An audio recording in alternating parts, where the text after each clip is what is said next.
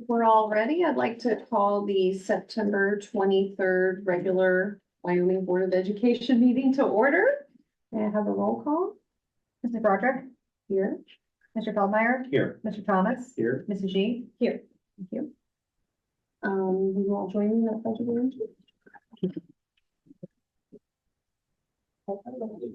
the flag of the United States of America and to the republic for which it stands, one nation, under God, indivisible, with liberty and justice for all. We need to adopt the agenda. Do I have a motion to adopt? Second. Moving on, I understand. Call the roll. Oh, Mr. Feldmeyer? Yes. Mr. Thomas? Yes. Mrs. G? yes. Mrs. Broderick? Yes. Thank you. Recognition of the public, but it doesn't look like we have anyone signed up to speak. So we will move on to committee reports. Belonging and Inclusion Collaborative.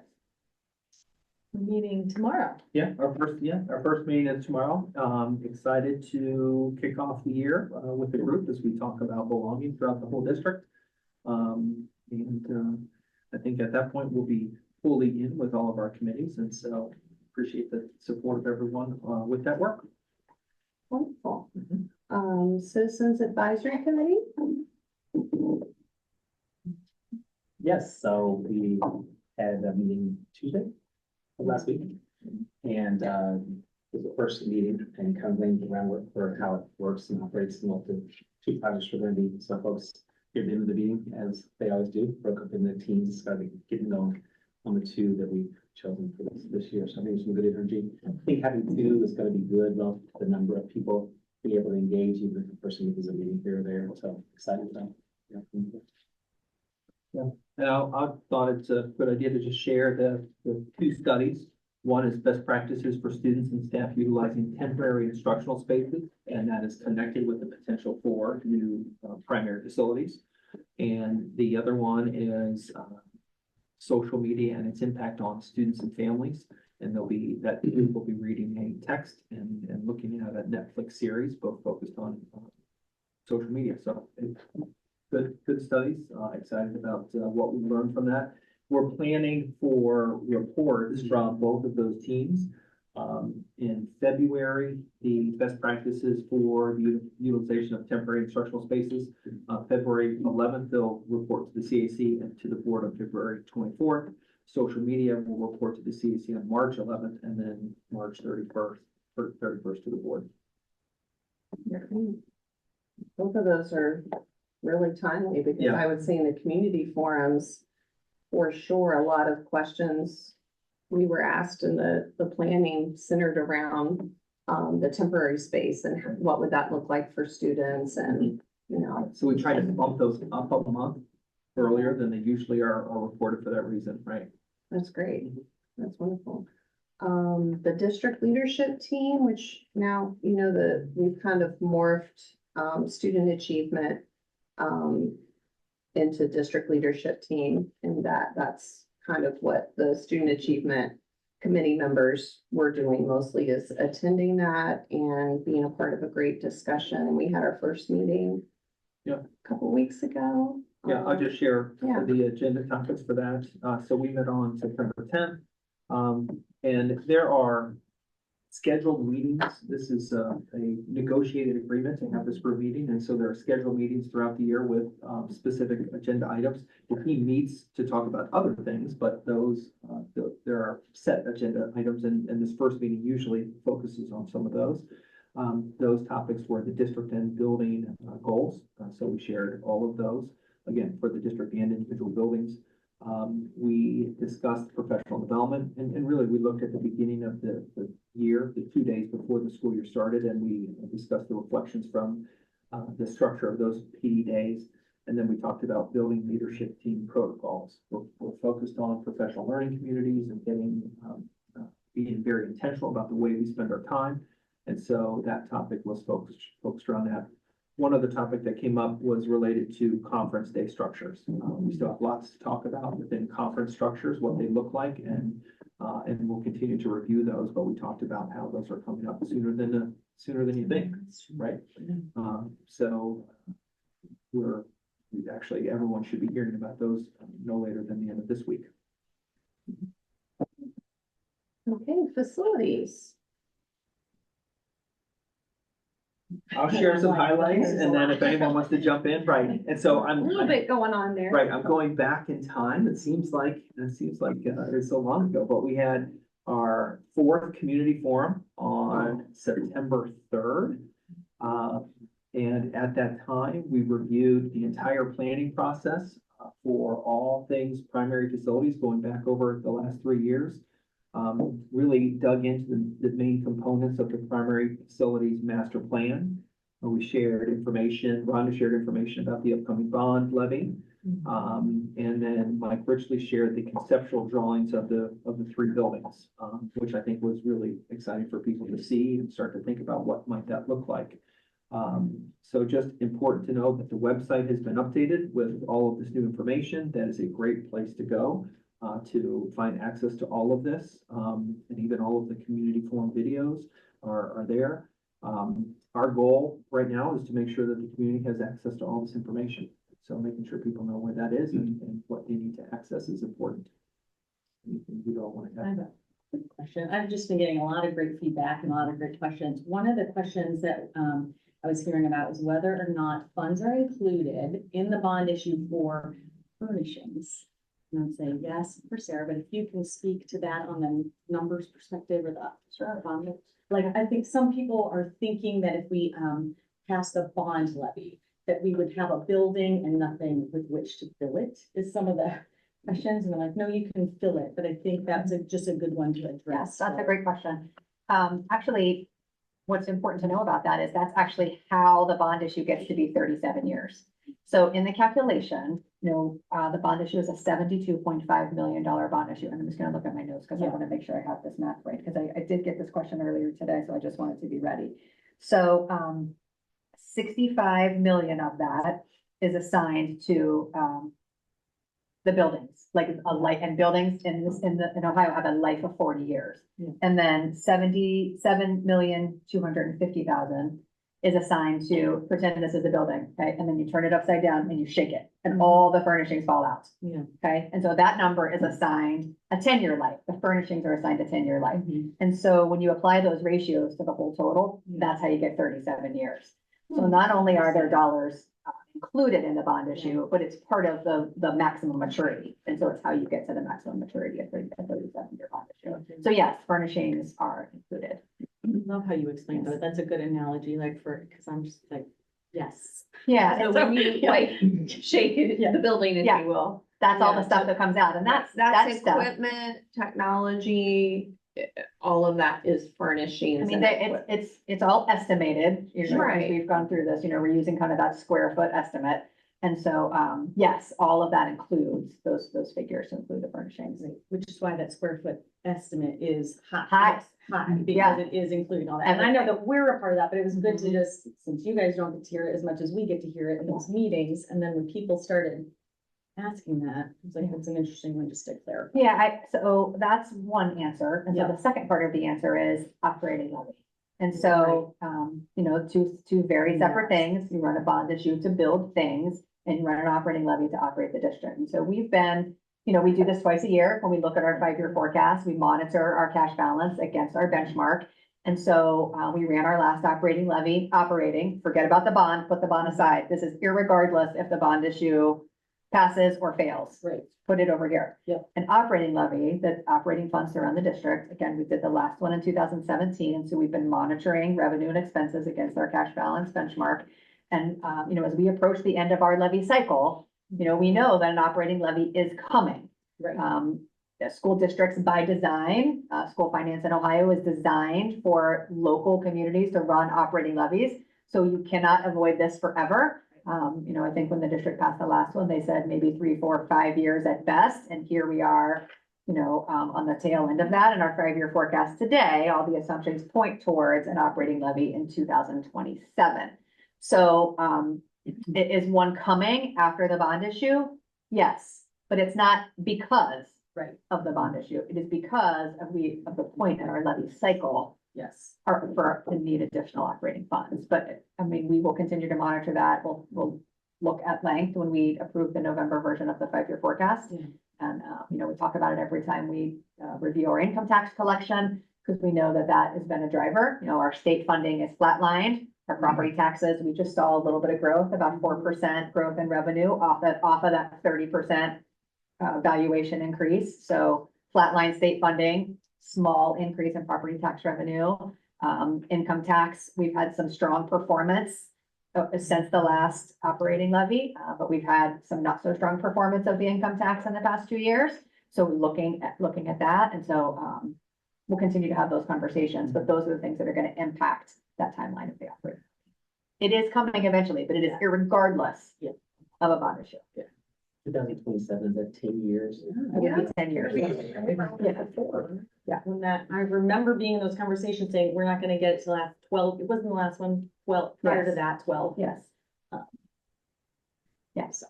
Those are great questions. Great, thank you.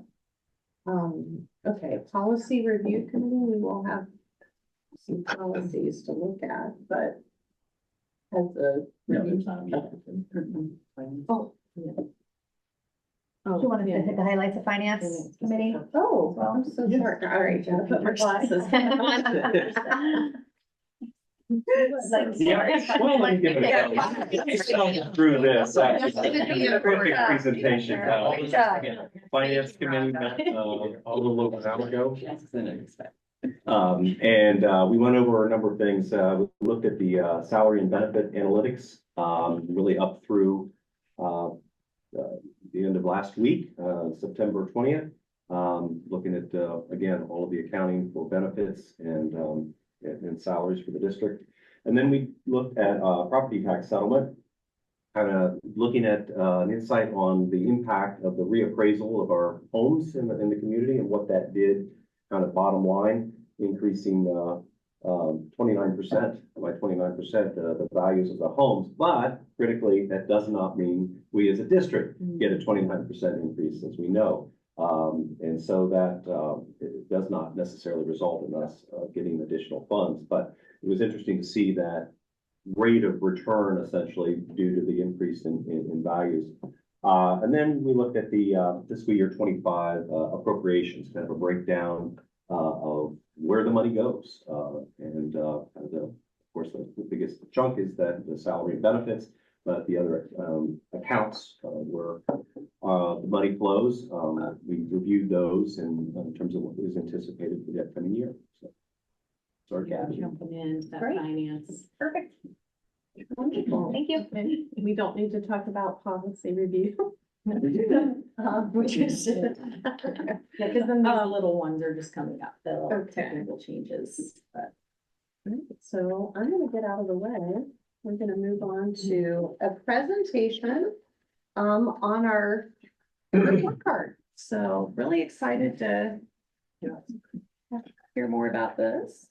Okay, and we will have all this information up on the screen. I'll share highlights of different components of the report card. Eric will jump in with anything that I missed. And if anyone has any questions, we'll talk about our quality profile right after that too. Oh, right. Yeah. So this is the Ohio local report card system. And so this came out from the Ohio Department of Education and Workforce on September 13th. These local report cards are available for all public school districts and public schools. So we have this available as a district and as individual schools. The data is important to us as we evaluate our impact on our students. We look at this throughout the year and utilize this as best we can. And we use it to celebrate areas where we are strong, and we use it to identify areas where we can improve. And ultimately, we look for the root cause for why are we successful in some areas and struggling in some areas. And we connect that to curriculum, instruction, and assessment as we make plans within each one of our schools to support student growth. So as I share the information here, I will not be able to dig into all the facets of each component, but you'll see a broad view of the entire report card. Okay, just a few other notes here, about the report cards. Again, they provide information for how school districts and schools are performing, help us identify areas of excellence and potential areas of improvement. And you see there, they are based on 5-star ratings on 5 different components. And then each district also receives an overall star rating. And there's additional measured data that provides additional context. You'll see some of that, but if you go onto the Department of Education Workforce website, you'll be able to dig much deeper. You can see the star designations there. Those all show the degree to which districts have met the standards that the state has set. And then the note at the bottom just shows that, you know, report cards are an important part of our Wyoming story, but they're not the entire story for our students, and they don't show all of the success that we see in our students. And that's why we'll also share what we call a quality profile that highlights our student success in academics, athletics, the arts, and way beyond that, that a report card just doesn't capture. All right, so digging into the report card. There are 5 different indicators, and I'll go from the top left. All of these indicators add up to an overall rating for our report card. They are achievement, progress, early literacy. I'm going down the left-hand column, and then up to gap closing, graduation, and then at this time, that last indicator at the top right, college, career, workforce, and military readiness. It's report only, and it does not factor into the overall rating of the district at this time. That will come in next year. At the bottom, you can see, I took another picture from the report card. You can see the weight of each one of these categories. So that shows that achievement and progress have the most weight of all of the 5 indicators that make up the full report card.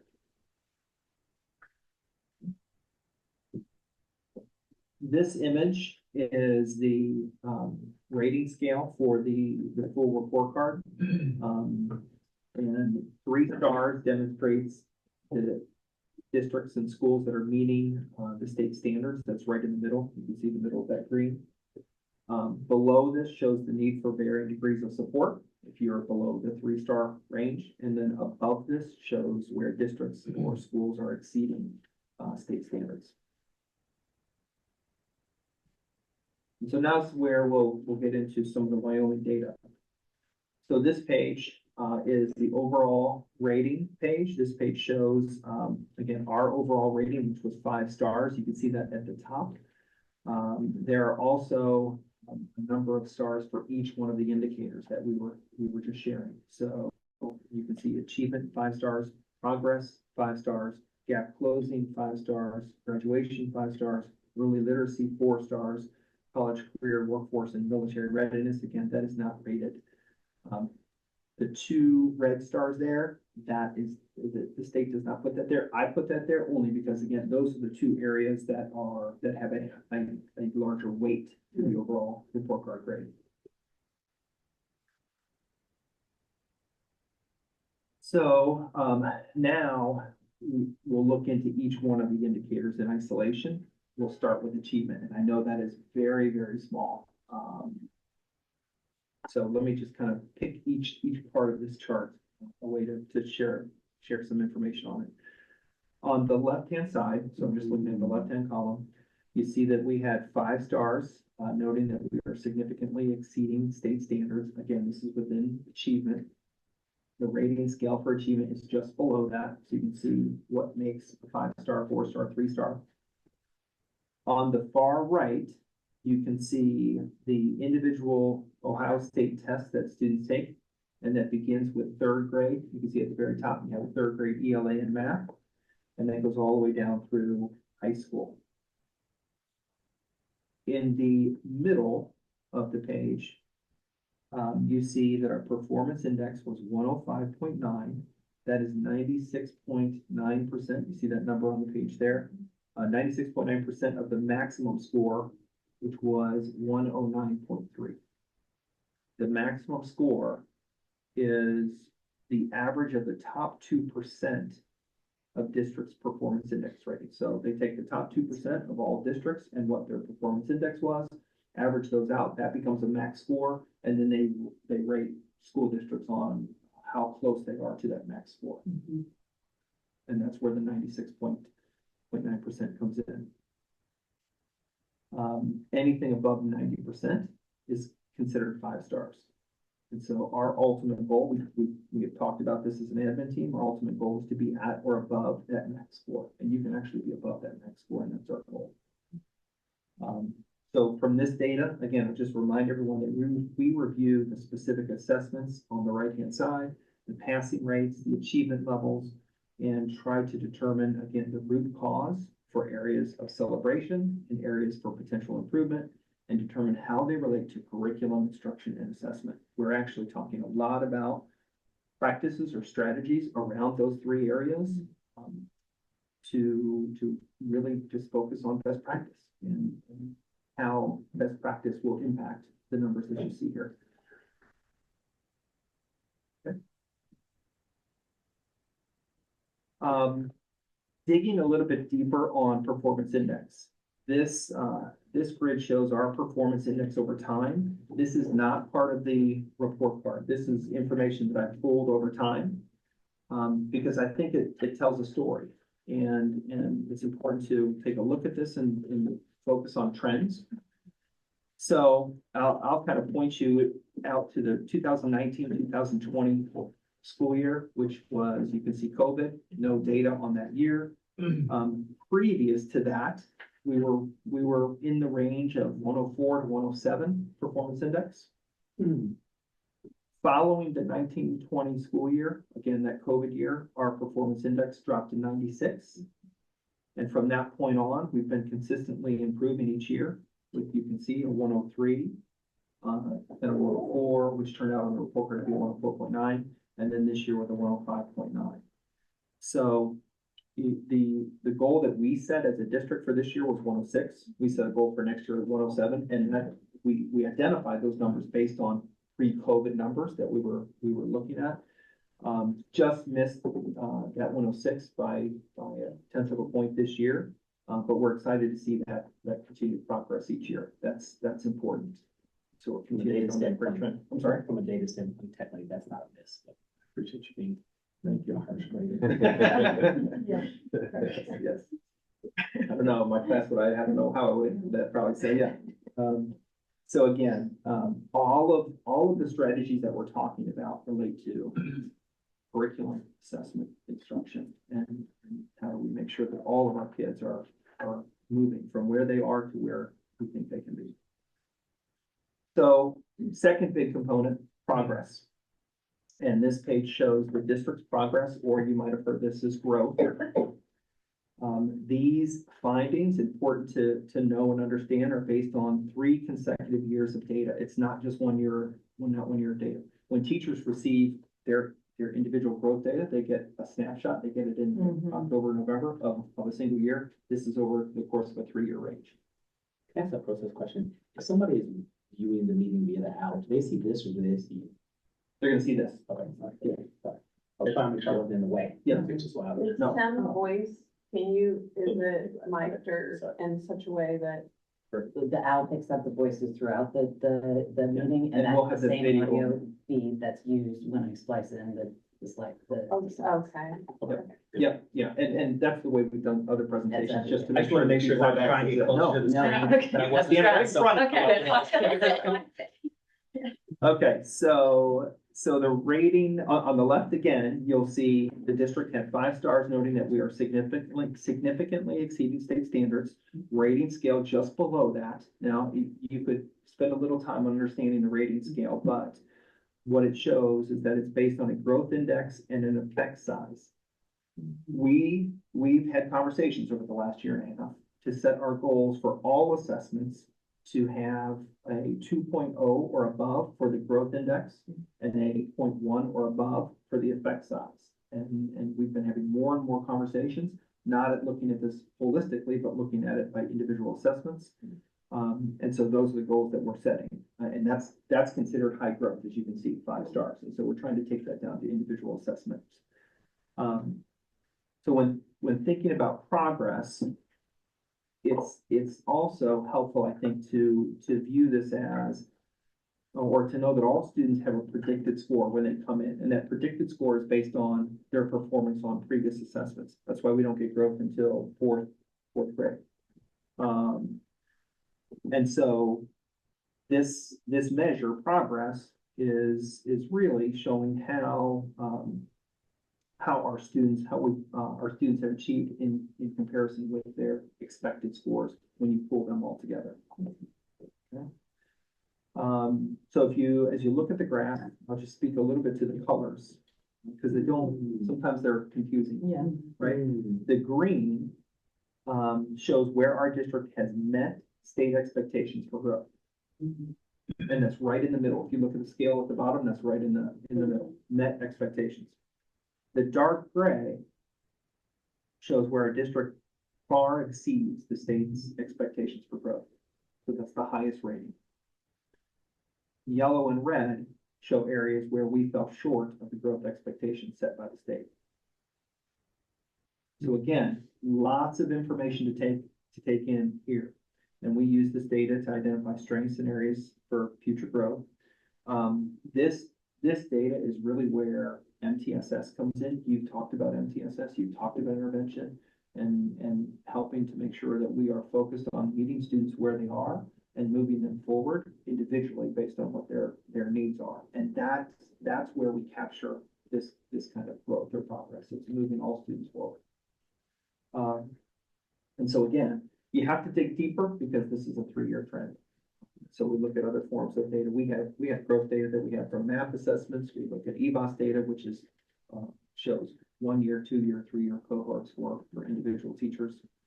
And does it say light gray? I can't, that's value added, it's not. Right. Okay. Yes. Yeah.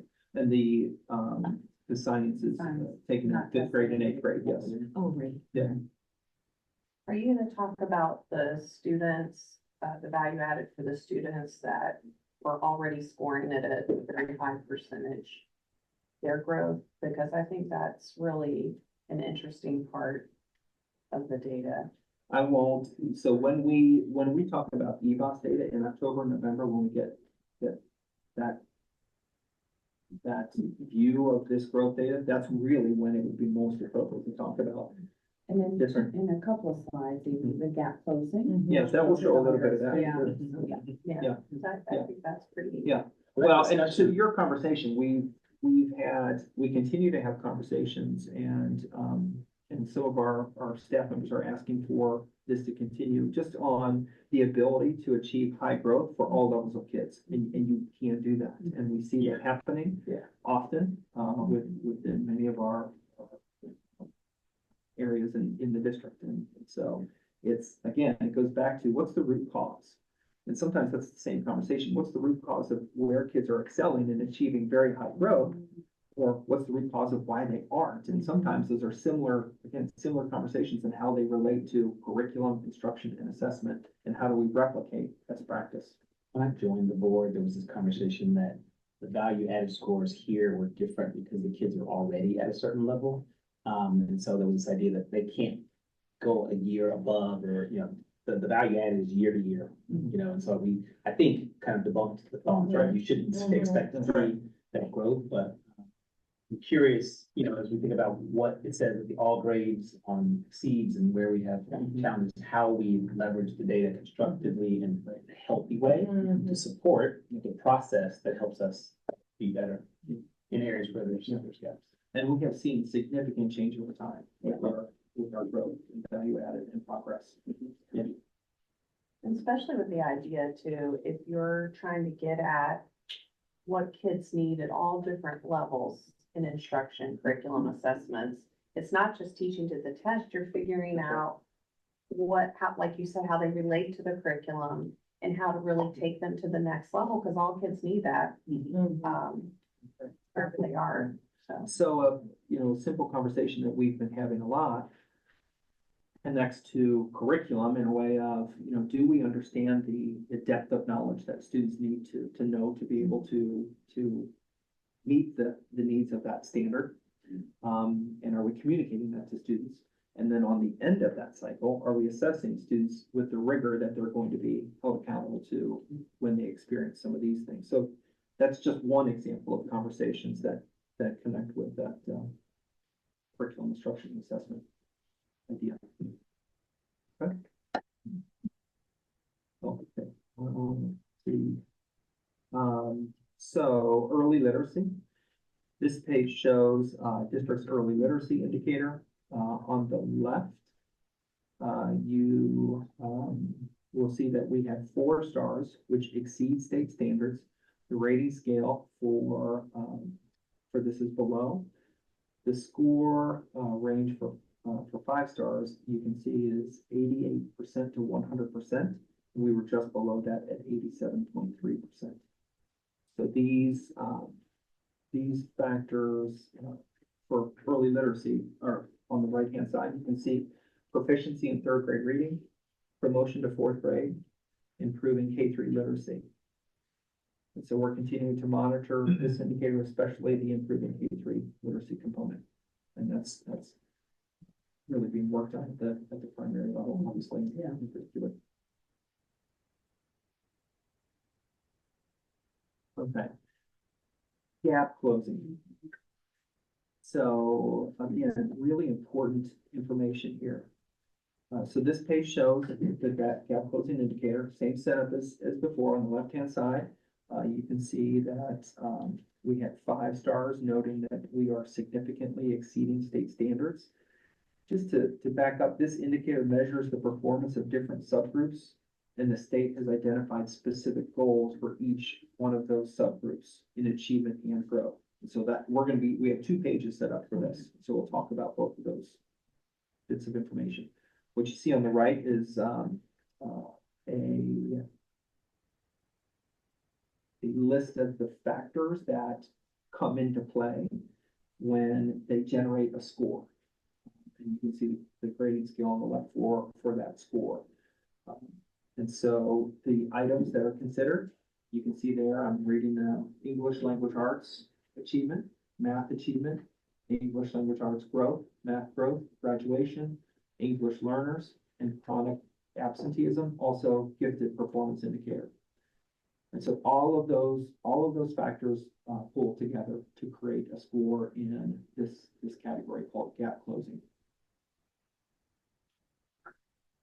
One question, in the gifted identification and services, what is that? What's in that line?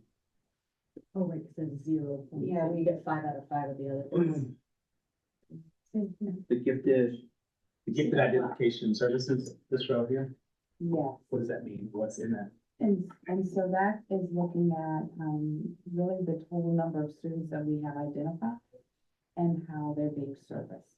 Okay. And so actually, we're just having a conversation today with Tracy and building some understanding. We are servicing all of our students where we're a little, kind of judged by the state almost is for our students in grades 9 through 12, maybe who are identified gifted, who maybe opt not to take AP courses, or things of that nature. So that it's really already, once you're identified, you stay in that identified kind of place. But also it's a matter of how are they being stretched and enriched to meet those gifted needs. And when you get in, and again, at the elementary, at the primary level, middle school level, that's happening within the classroom, or sometimes there's some of that pull out, but high school. To specify what classes you're taking. Part of their plan. Is that like such a small area and not weighted that we feel comfortable with what we're doing at like the high school level? I think it's cause to always review it. Yeah. I think all of these are important to review and continue just to ask the question, how do we make sure that I'm not gonna say maximizing the score on a report card, but maximizing opportunities for students. Yeah. Right. Okay.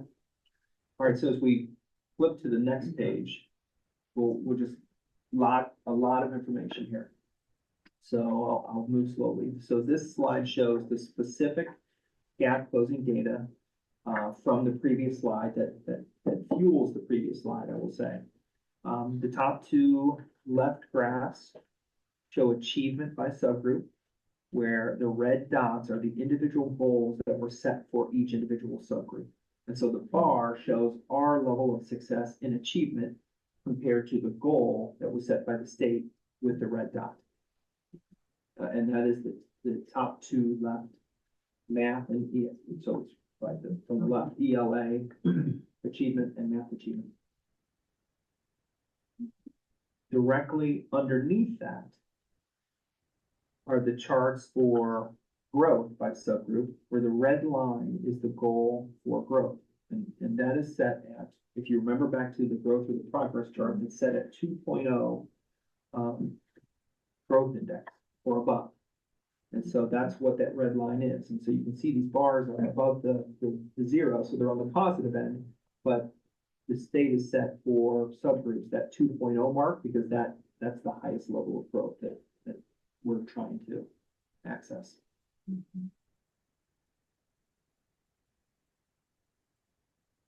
So you can see how just great discussions around how are we working with students to really expedite growth for all kids. Well, that one's been a good discussion. I mean, for years really of the gap closing of a big picture. It's great, but right, when you really look at subgroups, Yeah. why do we continue to go low with some and high with others? So that average is great. So I do think it's always valuable to look at it so that it can help. Yeah. Be better where we can be. And then the idea of a 2.0 growth index or above, when you looked at the progress slide, was 5 stars if you're in that 2.0 range, but that was for the whole population. And you said that the state came up with the red dots for the top two. Yeah, and it's based on Based their on previous previous data. years, previous data, yeah. In the growth area, are our subgroups impacted by number, like say if a group is a small number, or does the math take that into account? Like And if, I honestly don't know what the like if you end don't size is. have growth for like a couple of 10. students, will that 10. throw off the, Oh, right. do you mean like one student not doing well? Can Oh, throw off they- a subgroup, Right, like if you're in a bigger district, you know, Right, I would. I'm not trying to make Statistically, excuses, but I the think lower that's the something number, to the lower the consider. end size, the more variance there is between individual. If it's above, if it's 15 or above students within a student group, that is identified through the lens of the state. That is really that lens that the state applies to all of our data. And so if you think about a student could, actually be in more than one group. Yeah. And so depending on how that one student, performs on that state assessment, you could see that results show up in 1 to 2 or sometimes 3 of the groups that is there. Yeah. And so it's really kind of as kind of shared, really taking a deep dive and getting down to the individual student level. And then ensuring that we are meeting those individual needs.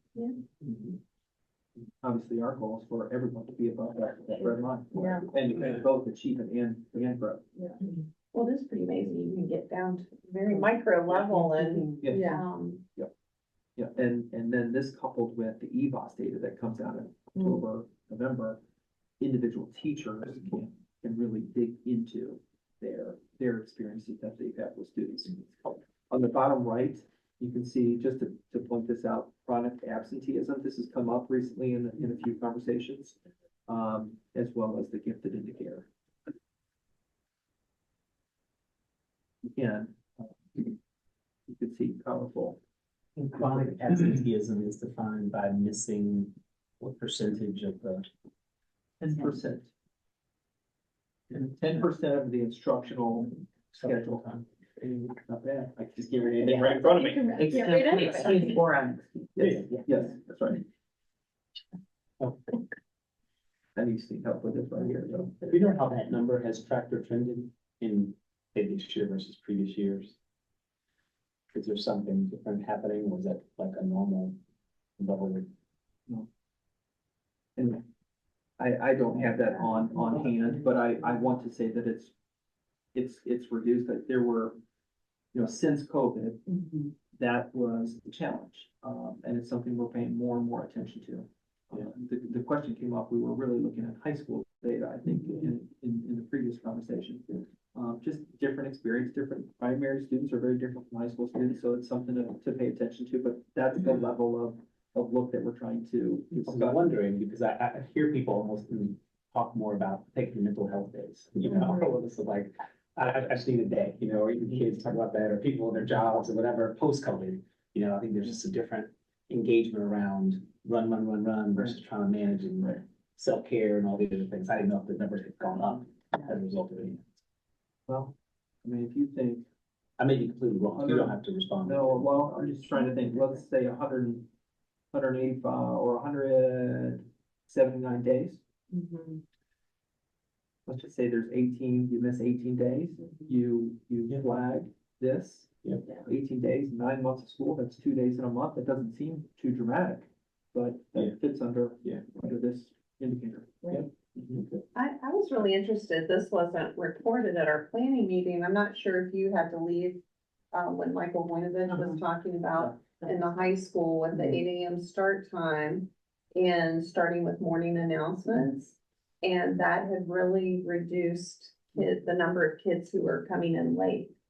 And, there's just something that the brain, getting there for a time, say a kid runs in, they're looking at the watch saying it's 7:59, and you may be saying as a teacher, but you're late. But if morning announcements are on, you're thinking to yourself, I gotta get there in time for morning announcements. I don't know if that's a Or are they psychological just thing. taking the account after morning announcements and the place is Do over? overtime. So, Yeah. few extra minutes. Yeah, that maybe so, I don't know. That door but I- shuts and they supposed to come in. I thought, I think that's a good Right. effort at structuring some things at the beginning of the day for high schoolers. Right, and they've been intentional about talking about attendance and being in class. And set up some individual intentional goals around how do we maximize instructional time? If we want to make sure that we're addressing all these other areas, students have to be in the seats. Yeah. Good. All right, so graduation. This page shows our graduation indicator on the left again, 5 stars, noting that we are significantly exceeding state standards, rating scale just below. This is based on the percentage of students that graduate within a 4-year and a 5-year time frame.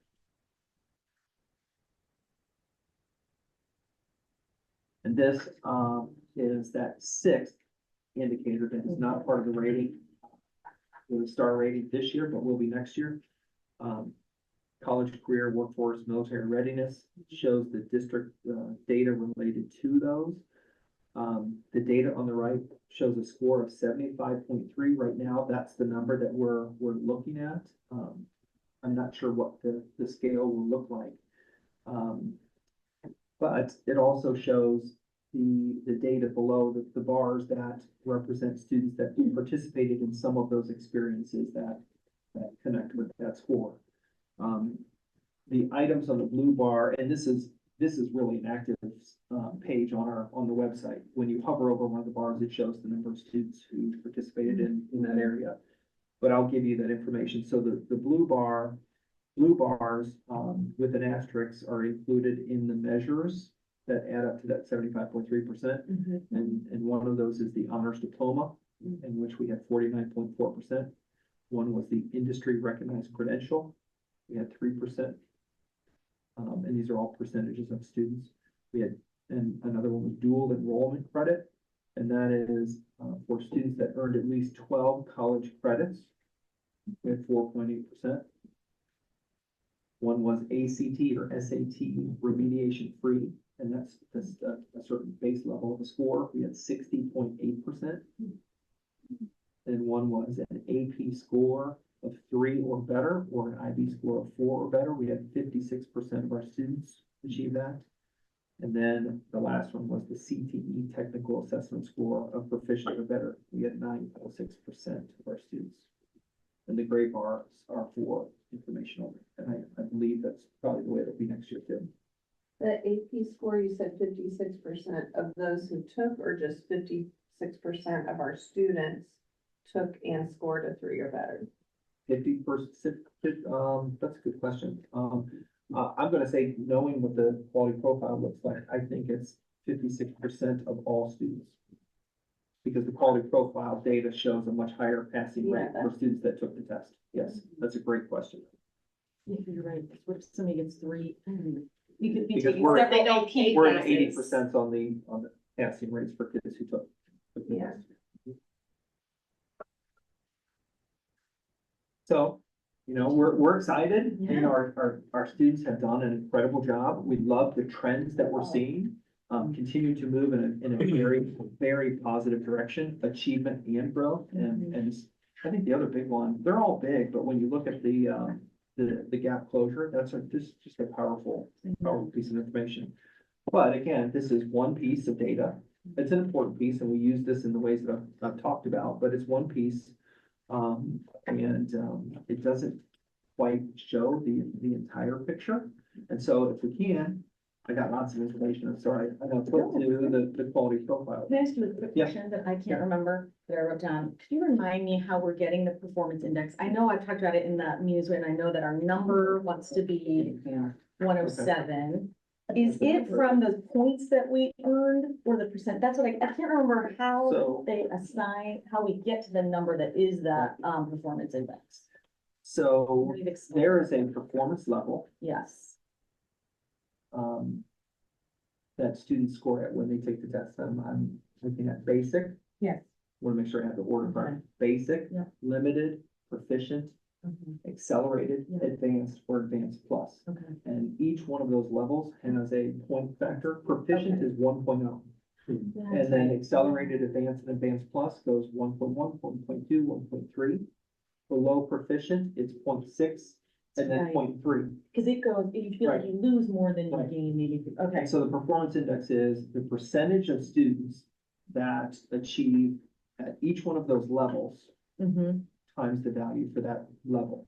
And Okay. then that creates this number factor, Yeah. which is the performance index. I know Is we it talked zero about for the kids who don't take the test? That's, and then that's some a kids zero can- score, that's right. It Yes, counts some as kids zero. do not take the test, and then that adds into the. That's right. Yep. If the Okay. student does not take the test, that is a factor in as a zero. Do we have many students that don't take? It happens. It happens. Enough that it. But I think our students know, I think, the math assessment is a good example. Our students know that assessment helps us be better teachers. And so even this is, no one's excited to come in and take an OST, Right. but it helps us be better teachers. And so it's about utilizing information to be the best teachers we can in the classroom. And so I think it normalizes that a little bit.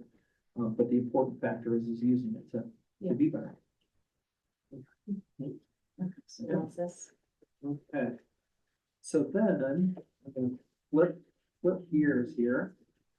And we have, so you each have a handout of the quality profile. Yeah. And so Susie, I think we'll just pop around a little bit on the monitor to show some of these pieces, but I'll walk through this a little bit.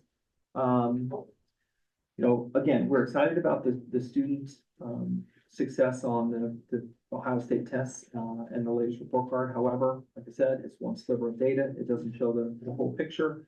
Our strategic plan, I'll point out the strategic plan really calls for focus on the whole child.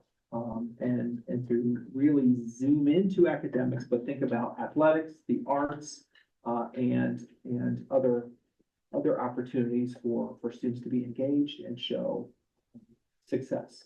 And that's what our quality profile identifies. It identifies some of the ways that our students are excelling in phenomenal ways that a report card won't capture. And so I'll just flip through some of these. You've got that. All of our families are going to be receiving this. We're going to be sending it to every home in Wyoming City Schools.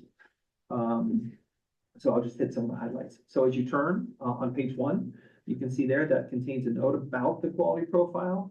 It's been a few years since we've distributed something like this, and we want to make sure we introduce it. and it speaks to the importance of partnership. And that's one of the wonderful things about Wyoming City Schools, is this great partnership between our schools, our families, and our community. And so we want to make sure that we're keeping those connections. Page 2, again, it highlights the focal point of our strategic plan. This was an incredible collaborative effort of staff members, community members, and students. We want to make sure that we put this front and center. We said that our goal was to make this a driving force, and it is. And so you'll see pieces of the strategic plan embedded into the quality profile. Page 3 zooms into academics. There's a lot of information on any one of these pages. Specifically, we look at, you can see the class of 2024 and some data around 2024. And you can see also then the AP program. Kara, I think this gets to your question. Underneath the picture where it says advanced placement program, that's whole school. Looking at Susan to make sure I'm correct. Yes, that's not just the graduating class of 2024. That's the entire school. On 90% earned a 3 or higher, 82% receive of all AP tests received a 3 or higher, which I think is phenomenal. That statistic right there is absolutely phenomenal. You can see on the left-hand side too, how Wyoming students compare with the state and national averages for ACT and PSAT. And then the bottom, just a highlight, 27 opportunities for advanced coursework. Page number 4. This shows colleges and universities that Wyoming students have recently attended. That's a great list. It's a long list. And I say the goal for us is to make sure that our students are prepared and that they have choice. And when they have choice, there's power. So we're excited about that. That's happening. Page 5. Page 5, we highlight some specific achievements of our students, including these achievements that fall within the College Board recognition.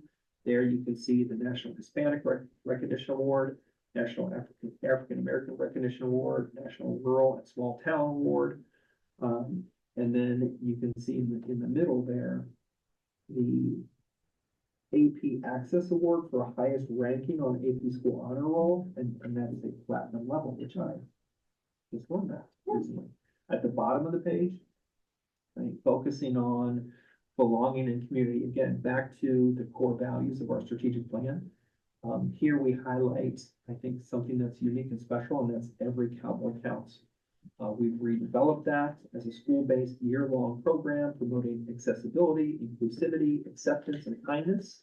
We focus on teaching our youngest kiddos about a variety of disabilities within several categories. Powerful program. Character and integrity. So connecting to some of these values that our strategic plan sets out. We highlight students here who have earned appointments to the U.S. Service Academies and prestigious Navy ROTC scholarship that's highlighted there. You'll see 17 high school students were recognized for earning the President's Volunteer Service Award. And the impact that comes from that just goes in so many different directions. And then we talk about this whole experience, this whole child experience. And so some interesting data points there. Our students are engaged in the classroom, but they're engaged in ways well beyond the classroom. 85% of students you can see participate in a sport or in a club, with 27 athletic teams and 30 clubs. That's why I love the activity fairs at the middle school and the high school. There's a note at the bottom too, learning outside the classroom. And we highlight the ways in which our primary students begin travel experiences or field trip experiences on a local level. That extends to the middle school, where they really move at a state and national level, and then culminates in the high school with the national and international travel opportunities. And that comes back every so often as just an extraordinary experience for students. Page 7, continuing on the whole child experience, you can see highlighting fine arts fine performing arts and athletics. And so you can take a moment to look, the numbers are outstanding. At the experiences that our students have.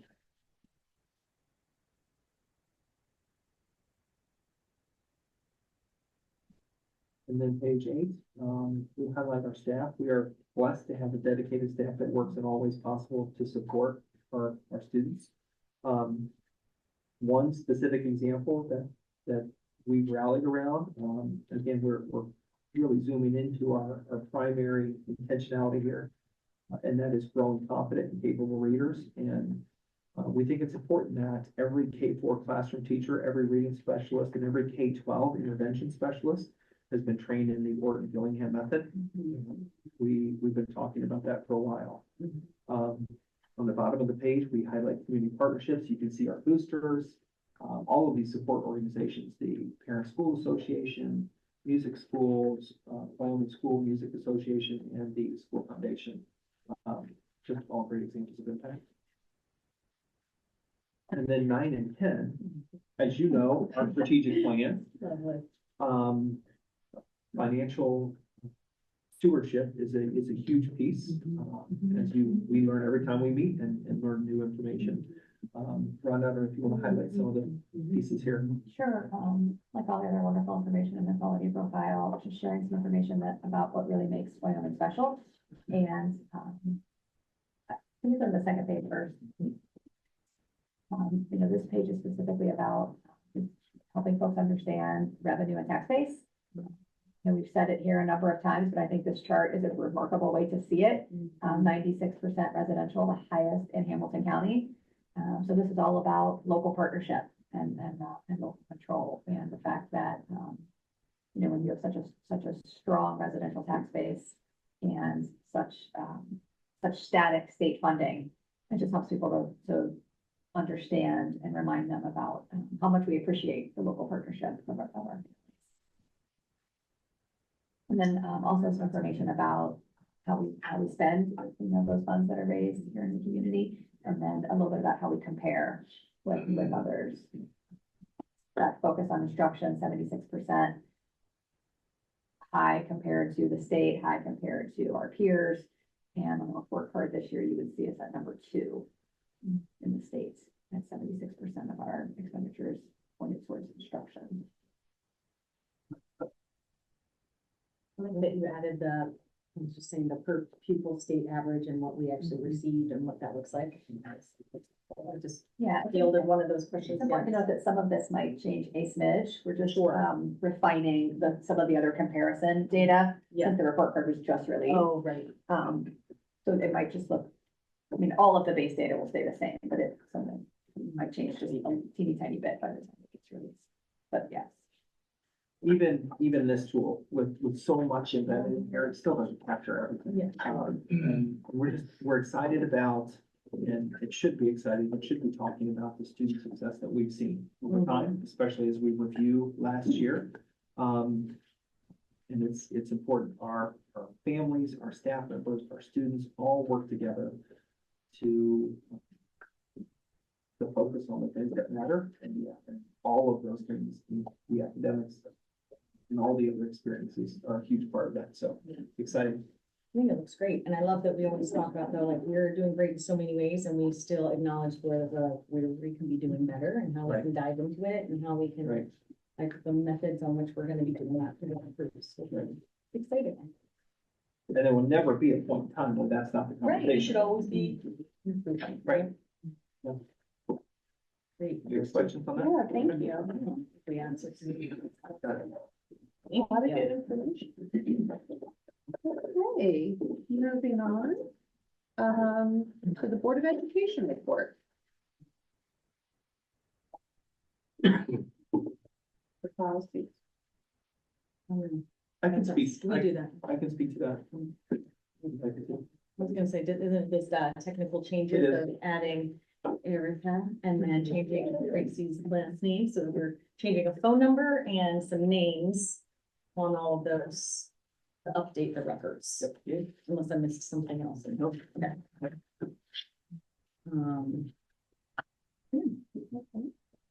And new Citizens Advisory Committee community members listed. Emily Burton, Stephanie Denton, Mary Ellen Nickel, and Sven Schreiber. So a big thank you to them for joining the team. And they're off and running, Yeah. wasted no time. Great. Okay, can I have a motion to approve the Board of Education report? So moved. Second. Thank you. And now the treasurer's report. I'm gonna call the roll Oh. first. Mr. Thomas? I did not want to do that. Yes. Mrs. G? Yes. Mrs. Barger? Yes. Mr. Feldmeyer? Yes. Thank you.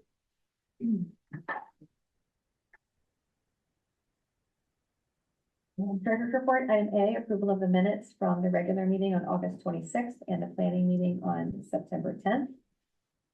Item B, approval of the financial report for month ending August 31st. Item C, accept with appreciation the donation from the foundation. Item D, fiscal year 25 appropriations, which we reviewed at length in Finance Committee. And item E, the annual resolution to declare students impractical to transport. And item F is approval of the report, please. Okay, can I have a motion to approve the treasurer's report? So moved. Second. Roll call. Mrs. Broderick? Yes. Mr. Ballmeyer? Yes. Mr. Thomas? Yes. Mrs. Sheet? Yes. Thank you. Okay, moving on to the superintendent's report. Okay, thank you. Several personnel items. Number one is a recommendation to approve the resignation that has come forward. Number two is a recommendation to approve new personnel. And so that is Alexis Gilmore, a high school administrative assistant, and Julie Roush from home instruction. Yep. Number three is a recommendation to approve unpaid leave and extended family leave. Number four is a recommendation to approve these athletic supplemental contracts. Number five is a recommendation to approve these non-athletic supplemental contracts. And number six is a recommendation to approve these non-athletic supplemental contract changes. And so these are connected with some other recommendations. Number seven is a recommendation to approve this summer primary math committee work. And this is work that occurred over the summer. So thank you to our teachers for their intentional focus on math. This is work that will be reimbursed from a grant from the county.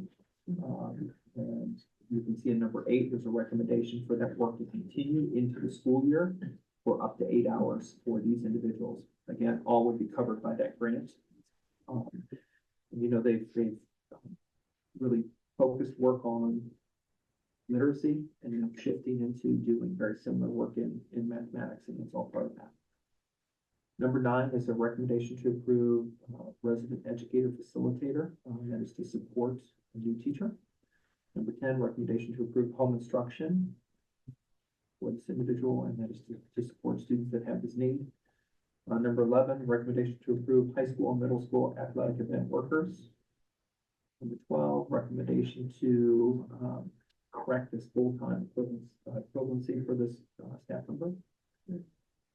And number 13 is a recommendation to approve a new van driver. And then I will shift to B, item B. This is a recommendation to approve science of reading training. The Ohio Department of Education Workforce released reading requirements, training requirements for the science of reading for all certified staff. And we have, our staff members have until, let's say, June 30th of 2025 to complete this training. But we've talked about it, we've given them an opportunity at the second half of this past summer to do that, just so that there's enough time to do that. And so at different points during the year, we will approve stipends for staff members who have participated in that training, and all of these stipends are reimbursed by the state. So you'll see this come through about 3 or 4 times over the course of this year. Item C is a recommendation to approve overnight field trips. We talked about travel, and here's what a great example. You know, thank you to the staff members for supporting these incredible experiences for our students. Very good. No questions? can I have a motion to approve the superintendent's report? So moved. Second, Great, roll call? Mr. Feldmeyer? yes. Mr. Thomas? Yes. Mrs. Sheets? Yes. Mrs. Barker? Yes. Thank you. Okay, moving on, Tim is gonna give us an intervention in special education audit update. Last on Friday, staff members and families received an email from the Hamilton County Educational Service Center, and that was asking for feedback with regard to intervention in special education. And this goes back to something we had talked about in the spring, so I wanted to provide some information that really goes back to the spring and brings us up to this point today. So as you remember, in the spring, we had some specific concerns that were shared regarding intervention special education. We said, the district said at that time that we would complete an audit of our practices in these areas to identify, just similar to the other conversations, areas of potential excellence, and then areas where we needed to continue to grow. So in the spring, we contacted the Hamilton County Educational Service Center to share this need. And so I wanted to give a little bit of background on the county and share their goals for the work that they're doing with us right now. So first of all, the HCESC, you might hear me say that. So I have to say Hamilton County enough times, I might just abbreviate that. They support all school districts in Hamilton County in a number of ways, and we partner with the county on several different project areas. We appreciate their support in helping us with our unique needs. Within intervention and special education, they have professionals who have done this work before. And in our conversations, they've shared that they have completed 9 similar audits since 2015. So I think that's an important piece of the information as we continue to move forward with them. As we've discussed our goals, I've shared feedback with them that we've heard in spring, talked about how that might inform an audit process. We worked with their representatives to identify key areas of focus. Those key areas of focus were shared in the email that went out to our staff members and to our families. And I'll just share those with you because I'm not sure if you saw that or not. So one of them was how well the district's special education goals align with state and federal requirements. One was the ways in which students with diverse learning needs are identified and evaluated. How different services like inclusion, resource rooms, and support staff are being provided to students. Efforts to promote equity and inclusion, and how well students with disabilities are included in general education classrooms. The qualifications and training of special education staff. How the district partners with parents in the community to support students. How well the district resolves concerns and follows legal guidelines. And then how the efficient use of resources and funding for special education services are used. And so the goal of us partnering with the county is to have an objective and honest look at our processes within our school district. Again, we want to identify what are we doing well and where can we stand to improve. And that's a good, honest look, a reflective look at how we're operating within our district. So right now, again, just to bring us back up to where we are right now, the county is reviewing district documentation on our data and our practices within the district. They just sent out those surveys to all staff and family members, all instructional staff and family members. That survey window will remain open until October 4th. And so we've got 2 weeks for people to provide feedbacks. I will want to make sure that we are providing updates and reminders on that. The process includes, again, a review of our district data, our processes. It includes the survey of our families and our staff, and then the possibility of stakeholder interviews. I know families were able to share if they're interested in possibly being part of a conversation.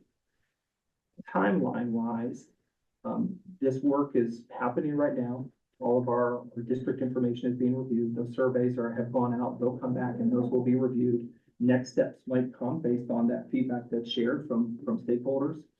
And in November, the county will generate a summary report and recommendations for the district.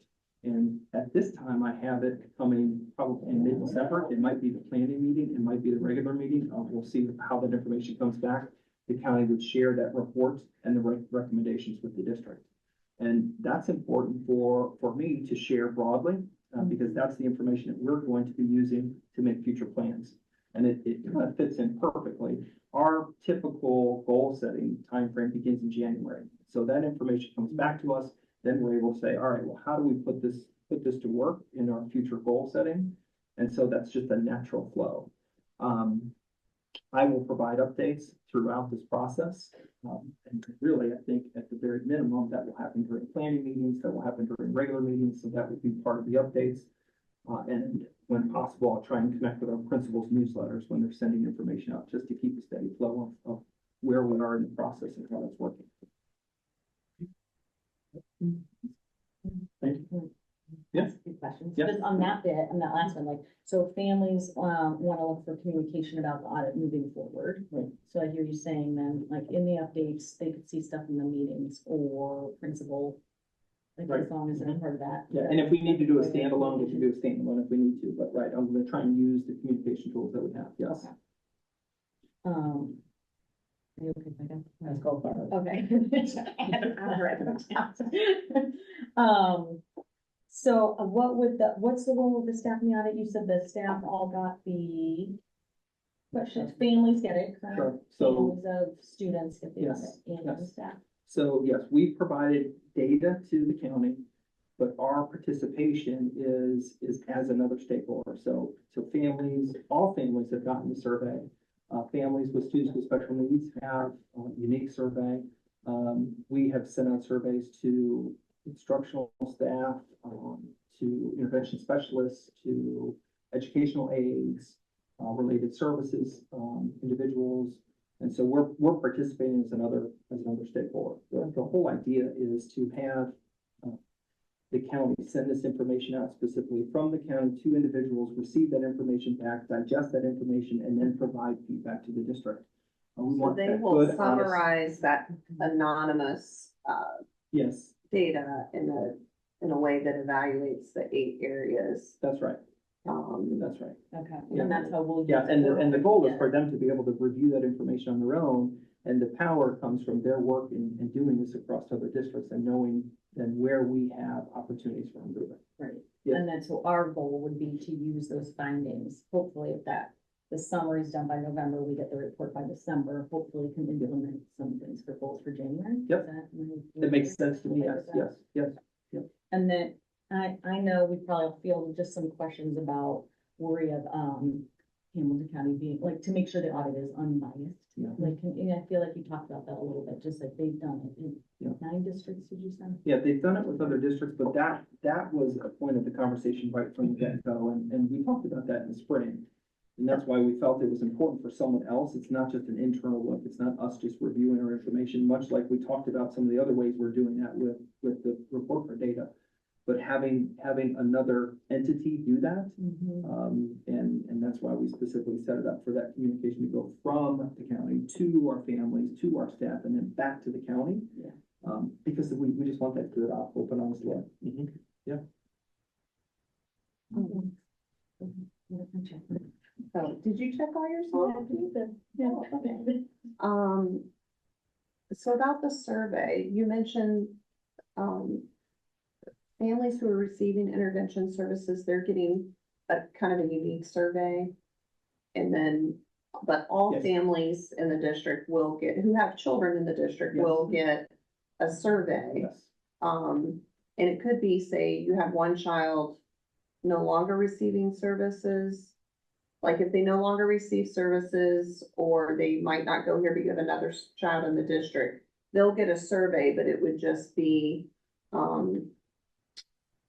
just a general, more of the general survey, but there's, Right, and what we're trying to do is capture someone who's been through the intervention process to understand how did that work? How did that feel? How did that support your student? Someone who's been through the special education process, there's many facets of that. We all know that. And so Yeah. how did each one of those components of that process work for you? And so there's so many different levels of feedback that we can get on each part of that process.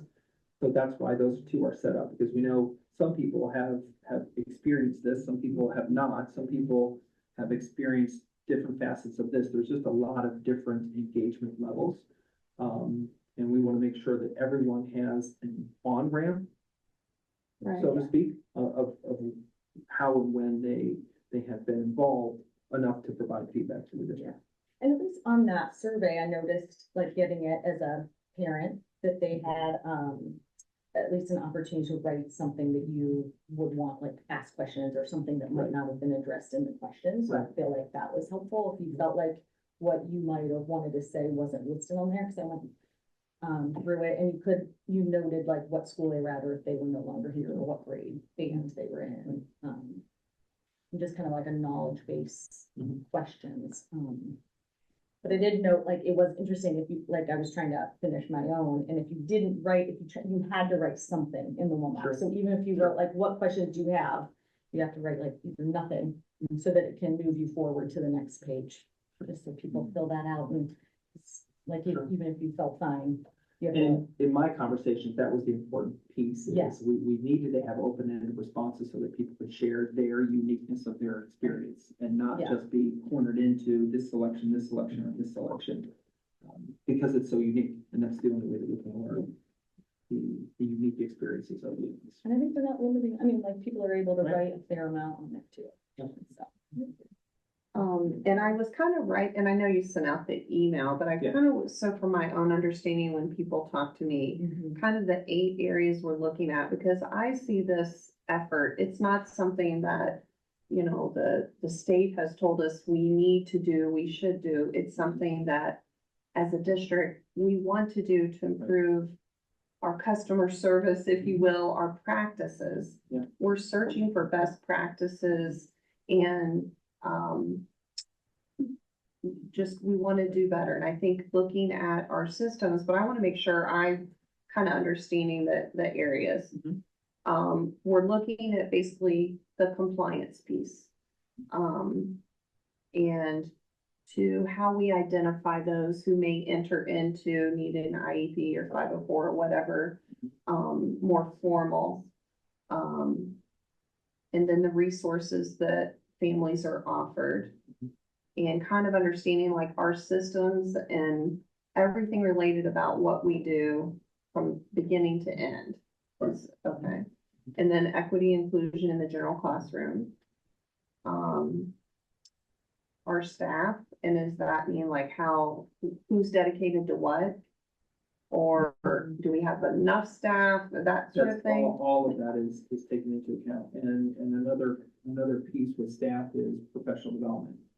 Do they feel equipped to do the things that we're asking them to do? Do they need different avenues for professional development in certain areas? Those will all come into play.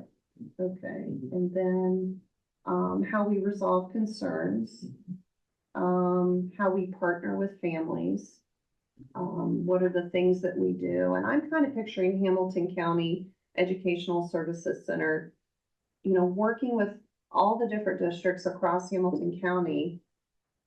They see how it's done across the board. So I find that to be an asset.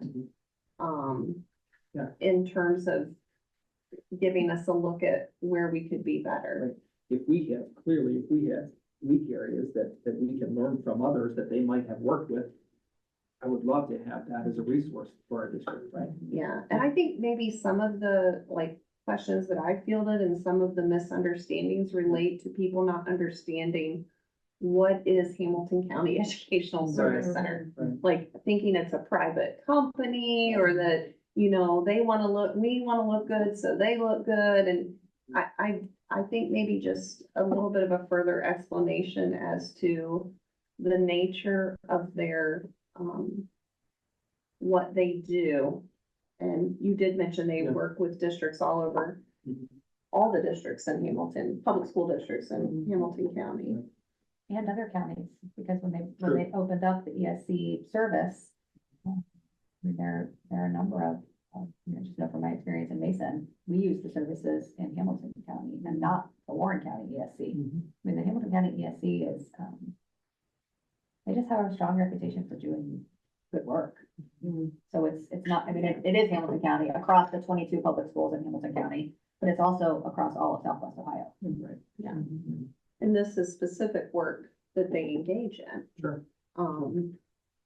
So, okay, and then the eighth area, I missed, the last one I had was resolves concerns. And then I felt like there was an eighth one, but maybe. Just efficient use of resources and funding for special education services. Oh, So the financial okay. piece of it.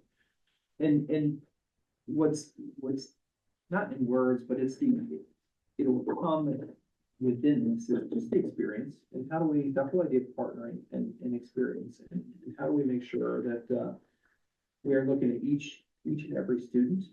It connects with the data that we said. How do we move them from where they are to where we want them to be and help them achieve the most potential that they can achieve? That's what it's all about. And are we doing that in the best way possible?